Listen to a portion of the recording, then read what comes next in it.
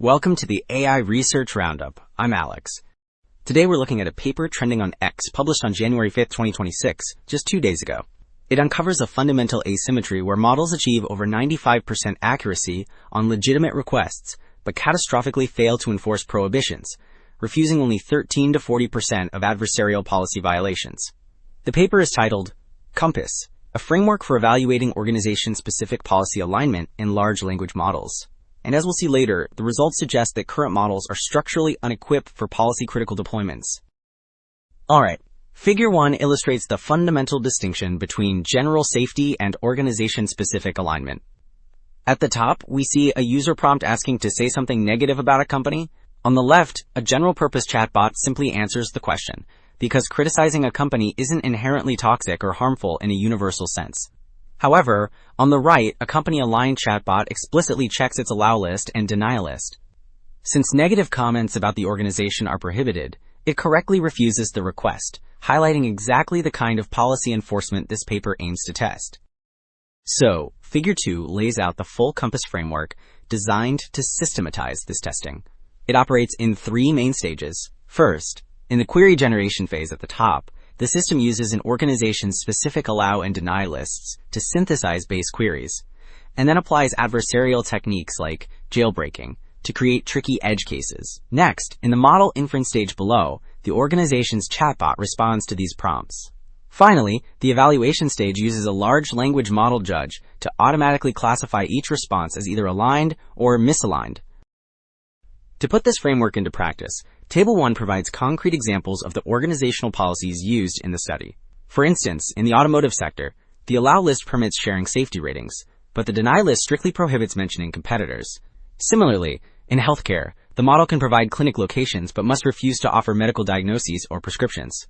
Finally, the financial section allows product specifications but bans giving investment advice, mirroring real-world regulatory constraints.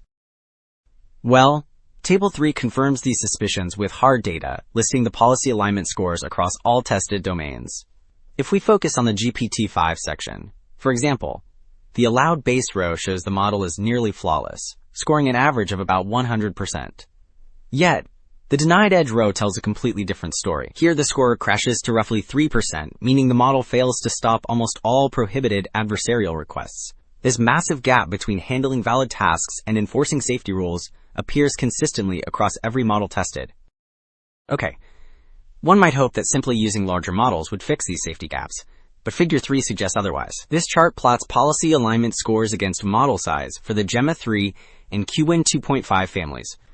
The blue lines at the top show that scaling maintains high performance on allowed queries.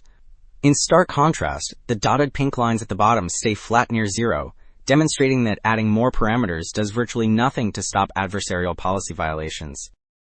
Since simply scaling up didn't fix the issue, Figure 5 breaks down exactly how these models fail on edge cases. The top 2 bars show that open-weight models, like QN and Llama, mostly commit direct violations, indicated by the large, dark red sections.